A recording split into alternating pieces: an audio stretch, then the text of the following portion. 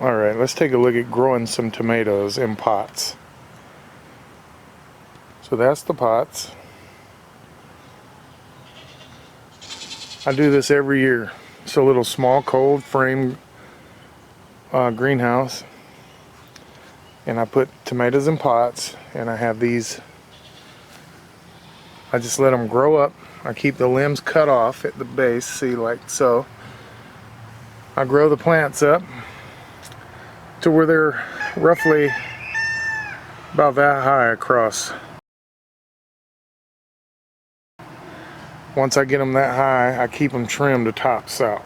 They get thicker at the bottom, and you'll start to see that we're getting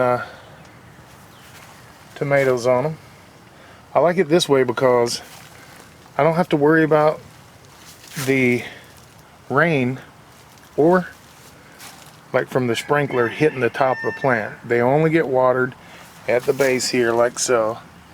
What happens is the roots, they grow into the pot, and the pots have holes in the bottom, and then they just grow straight into the ground. The roots do. This always gives me plenty of tomatoes here in these pots. Very easy to do.